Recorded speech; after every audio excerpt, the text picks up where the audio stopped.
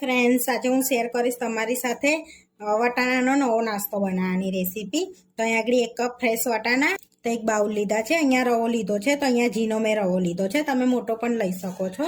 અને લીલા મરચાં અને આદુ લીધા છે। હવે 1 કપ આપણે વટાણા લઈ લઈશું મિક્સરના બાઉલમાં। આદુનો ટુકડો એડ કરીશું, તીખાશ પ્રમાણે લીલા મરચાં એડ કરીશું। હવે પાણી વગર અચકચરું આપણે પીસી લઈશું પહેલાં। હવે આપણે પીસી લીધું છે, તો ચેક કરી લઈશું। તો સરસ અચકચરું આપણે પીસી લીધું છે। તો આ રીતનું આપણે અચકચરું રાખવાનું છે, બહુ ફાઇન પેસ્ટ તૈયાર નહીં કરવાની, આવી અચકચરું।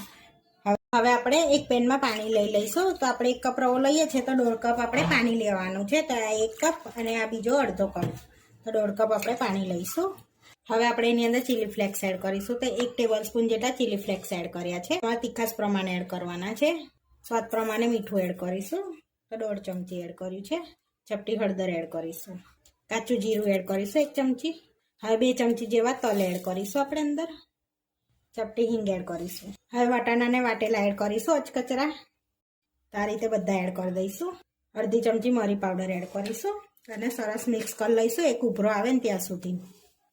તો આ નાસ્તો એકદમ ટેસ્ટી બનીને તૈયાર થાય, ટેસ્ટમાં સારો, એમાં મસાલા ઓછા પડે છે પણ ટેસ્ટમાં બહુ જોરદાર લાગે છે નાસ્તો। તો 2 ઉભરા આવવાથી આપણા વટાણા થોડાક ચડી જશે। આમાં લાલ મરચાંનો ઉપયોગ આપણે નહીં કરીએ, લીલાનો જ કર્યો છે એટલે, અને ચીલી ફ્લેક્સ એડ કર્યા છે એટલે તીખાશ સરસ પકડાઈ જશે અંદર।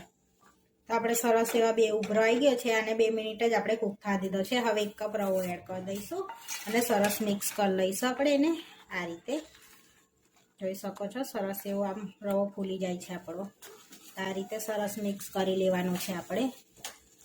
આપણે પાણી કમ્પ્લીટ માપનું પડ્યું છે, અહીં આપણે ગેસ ધીરો રાખીને જ રવો એડ કરવાનો છે।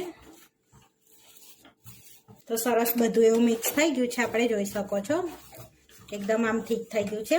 હવે 2 મિનિટ માટે આપણે એને ઢાંકીને રવા દઈશું, એટલે સરસ સિજાઈ જશે એમ। તો આ સમયે ગેસ એકદમ ધીરો રાખવાનો છે, જેથી નીચે આપણે ચોટે ના। વાસણ છે ને આપણે જાડા તરિયાવાળું લેવાનું, એટલે બિલકુલ ચોટે ના। હવે 2 મિનિટ થઈ ગયા છે અને ગેસને બંધ કરી દીધું છે। હવે આપણે 10 મિનિટ માટે રહેવા દઈશું એમ જ। તો રેસ્ટ આપણે 10 મિનિટ થઈ ગયું છે, તો જોઈ લઈશું। તો સરસ એવો આપણો રવો બી ફૂલી ગયો છે, સરસ જોઈ શકો છો। હવે આપણે એક મોટા વાસણમાં કાઢી લઈશું એને। હવે આપણે હાથમાં પકડાય ને એટલું ઠંડુ કરવાનું છે। તો હવે ધાણા એડ કરીશું 2 થી 3 ચમચી। હવે એમાં અડધી ચમચી જેવું તેલ એડ કરીશું, એટલે સરસ આમ એ થઈ જાય લોટ આપણો સ્મૂથ। હવે આની અંદર આપણે 1 ચીઝ ક્યુબ છીનીશું। તો આ રીતનું આપણે ચીઝ છીની લઈશું, અંદર એક આખું એડ કરી દેવાનું છે। તો તમારે ચીઝની જગ્યા પર પનીર પણ એડ કરી શકો છો, પનીરની જગ્યા પર તમે બટાકો પણ એડ કરી શકો છો, તમારે ચીઝ ના એડ કરવું હોય તો ચીઝ એડ કરો તો ટેસ્ટ થોડોક સારો આવે છે। એક આખું આપણે ચીઝ ક્યુબ છીની લીધું છે। હવે બધું આપણે હાથેથી એવું સરસ મિક્સ કરી લેવાનું છે આ રીતે। તો આ નાસ્તાને તમે ફ્રોઝન પણ કરી શકો છો। તો તમે આજે એને બનાવી લીધું તો કાલે તમે એને તળી શકો છો, તે રીતના ફ્રોઝન કરી લેવાય નાસ્તાને। એટલે પણ તમે બાળકને લંચ બોક્સમાં આપવો હોય ને તો પણ તમે એ રીતનું ફ્રોઝન કરીને આપી શકો છો બાળકને લંચ બોક્સમાં। તો સરસ એક બાઇન્ડિંગ આવી જાય ને એવું આપણે મિક્સ કરી લઈશું। જોઈ શકો છો સરસ એક બાઇન્ડિંગ આવી ગયું છે આપણે લોટ રવામાં। તો હવે આપણે થોડોક અંદરથી આ રીતનું બોલ્સ વાળી લઈશું પહેલાં। હવે આપણે કોર્નફ્લોર સ્પ્રિંકલ કરી લીધો છે। હવે આપણે આને સેલન્યું વાર લેવાનું છે, આ રીતનું પાતળું સરસ એવું। તો થોડો સ્પ્રિંકલ કરી લેવાનો છે કોર્નફ્લોર। તમારી પાસે કોર્નફ્લોર ના હોય તો તમે ચોખાનો લોટ પણ લઈ શકો છો। તો આ રીતે આપણે નાના નાના સેલનિયા કરી લેવાના છે। હવે આપણે સેલનિયા કરી લીધા છે, તો આ રીતના શેપમાં આપણે કટ કરી લઈશું એને। તો આ રીતનો શેપ આલી દેવાનો છે એને। તો જોઈ શકો છો સરસ એવો શેપ આપણે આલી દીધો છે। તો આ રીતે આપણે બધા કટ કરી લીધા છે, જોઈ શકો। તમે ફિંગર ચિપ્સ પણ બનાવી શકો છો લાંબી કટ કરીને। હવે ચપટી કોર્નફ્લોરમાં આપણે કોટ કરી લેવાના છે અને આ રીતે સરસ એવા। તો આ રીતે આપણે કોટ કરી લીધા છે। તો આ રીતે બધા રેડી કરી લઈશું આપણે। તો આ રીતે બધા આપણે રેડી કરી લીધા છે નવો નાસ્તો વટાણાનો। તો આ રીતે કટ કરી લીધા છે। તમે આ રીતે ફ્રોઝન બી કરી શકો છો, પોલિથીનમાં ભરીને કે ડબ્બામાં ભરીને પણ ફ્રોઝન કરી શકાય છે। તો હવે આપણે તળી લઈશું એને।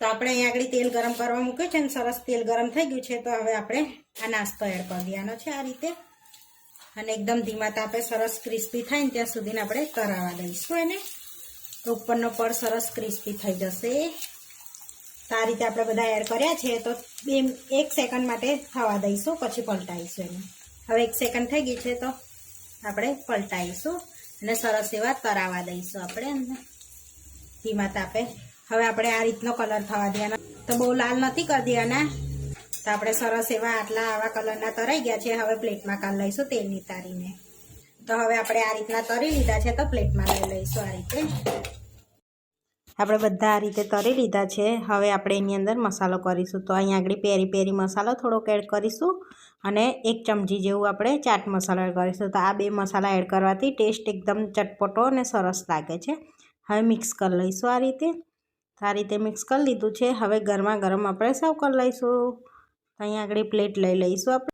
હવે પ્લેટમાં એડ કરી દઈશું નાસ્તાને આ રીતે અને ટોમેટા કેચઅપ જોડે આપણે સર્વ કરીશું તો આપણો લીલા વટાણાનો નવો નાસ્તો બનીને રેડી થઈ ગયો છે આવા વિડીયો જોવા માટે મારી ચેનલને સબસ્ક્રાઈબ કરો લાઇક કરો અને શેર કરો અને તમે જરૂરથી ટ્રાય કરો ફરી મળીશું નવા વિડીયોમાં અને કોમેન્ટ કરીને જરૂરથી જણાવજો કે તમને અમારી રેસીપી કેવી લાગી